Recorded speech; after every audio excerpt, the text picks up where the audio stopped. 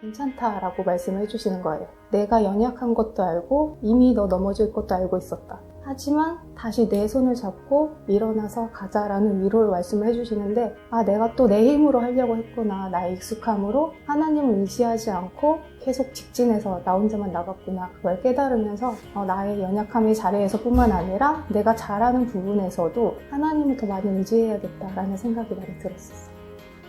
안녕하세요. 오늘 하루도 고생 많았다의 저자 이화하하 작가 이화선입니다. 반갑습니다. 제가 이제 프리랜서로 일을 하고 있잖아요. 친구들을 보면은 승진하기도 하고 꼬박꼬박 나오는 월급들도 있는데 저는 이제 모아둔 돈도 없고 보여줄 수 있는 게 아무것도 없는 거예요. 그런 부분에 의기소침하고 있다가 오랜만에 대학교 친구들을 만났는데 어떤 사람은 꿈이 명확해서 거기에 도전해 나가고 있는 모습을 얘기하고, 또 어떤 친구는 저와 비슷한 프리랜서인데 하고 있는 일이 잘 돼서 돈을 엄청나게 많이 벌고 있는 이야기를 듣는데, 제가 좋아하는 사람들을 만났음에도 불구하고 기뻐해줄 수가 없는 거예요. 집에 돌아와서 왜 하나도 기쁘지 않고 내 마음이 무겁지? 라고 생각을 하면서 그냥 제 마음을 솔직하게 다 노트에 적었어요. 하나님, 내 마음이 왜 이런지 모르겠다. 되게 슬프고 뭔가 답답하다 라고 그냥 노트를 적고 잠들었는데, 며칠 뒤에 말씀을 듣는데 저한테 진짜 해주신 말씀 같았어요. 왜 슬퍼하냐고. 이 온 세상 만물을 지은 하나님이 너를 사랑하는데 너는 왜 슬퍼하고 있냐? 이 말씀을 주실 때, 그때 이제 제가 깨달았던 게, 내가 겉으로 보이는 가치로만 나를 판단하고 있었구나. 사람들의 인정을 너무나 받고 싶었던 거예요. 그런 저의 모습을 직면하니까 그 말씀을 듣자마자 정말 눈물이 뚝뚝 떨어졌어요.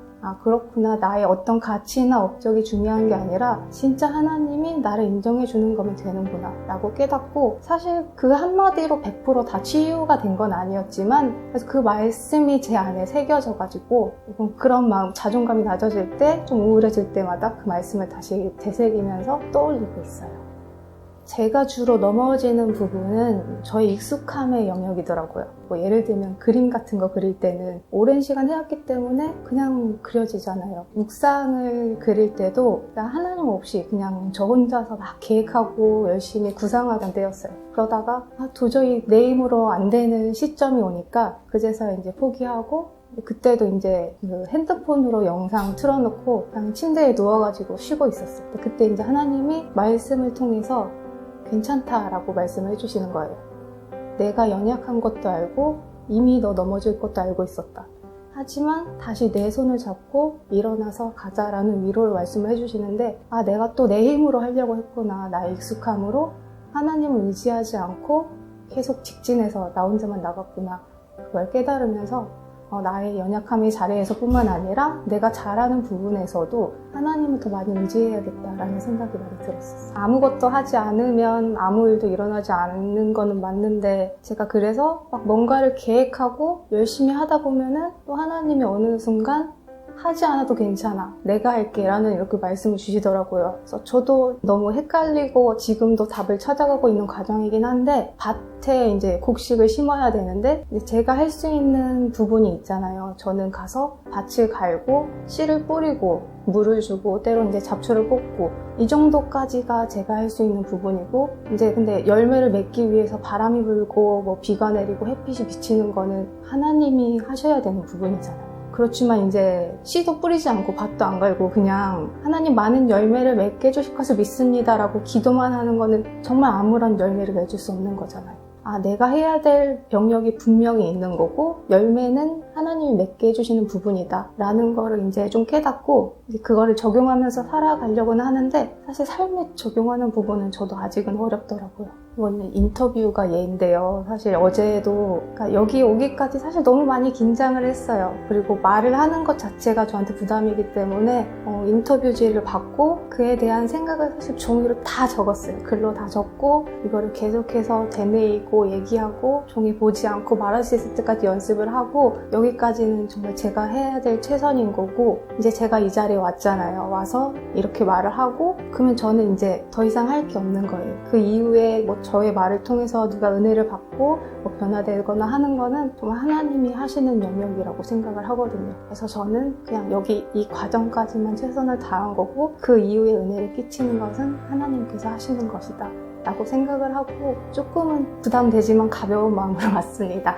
그림 묵상은 예배 때 주시는 말씀을 적고 기록했다가 나중에 이제 그림으로 표현하는 시기였어요. 근데 이제 어느 날 생각해보니까 예배가 없는 날에는 제가 그림을 그릴 게 없는 거예요. 그리고 나서 이제 며칠 뒤에 내 양은 내 음성을 듣는다 이 말씀을 해주시는데 그럼 나도 하나님의 자녀니까 나도 어디서나 하나님의 음성을 들을 수 있겠구나 라는 생각이 드는 거예요. 그래서 그때부터는 교회에서만이 아니라 제 삶의 일상에서 하나님의 음성을 들으려고 많이 노력을 했어요. 이제 예전에 단순히 친구들을 만났다면 이제는 친구들과의 만남 속에서 깨달아진 은혜를 이제 기록하고, 그리고 수업을 하다가도 수업을 잘했든지 이제 못했든지 막 실패하는 과정들도 다 적다 보면 나중에는 하나님이 그때 저의 심정을 위로하는 글이라든지 그런 은혜들도 다시 채워주시면서 제 삶의 일상에서 하나님의 음성을 조금씩 많이 듣게 되었어요. 수업이 다 취소가 됐어요. 그래서 이제 근 2주 동안은 거의 집에만 있다가 조금 이제 멘붕 상태로 있었는데 뭔가 또 초조하고 뭔가는 해야 될 것 같고 계속 집에 있다가 이제 그 내용을 또 글로 적기 시작했어요. 글로 적으면서 그림으로 표현하면서 주신 마음은 하나님이 지금 이 시간에도 사실 함께하고 계시겠구나라는 마음을 주셔가지고 그러면은 집안에서 내가 주님과 함께 동행할 수 있는 게 뭘까라고 생각을 해봤어요. 그러다가 이제 하나님의 임재 연습에 로렌스 형제가 계란 후라이를 뒤집더라도 주님을 사랑하는 마음으로 하겠다라는 글이 생각나면서 그럼 내가 그동안 집에서 해야 되지만 미뤄두고 있었던 게 뭘까 생각을 했는데 방 청소라든지 집안일 하기 이런 게 생각나더라고요. 그래서 방 청소를 하면서도 주님께 물어보면서 제가 이 물건을 버릴까요? 놔둘까요? 사소한 것까지 얘기를 하다 보면은 집안에서도 또 교회에 가지 않더라도 특별한 곳이 아니더라도 집 안에서도 충분히 하나님을 누릴 수 있다라고 생각을 했었어요.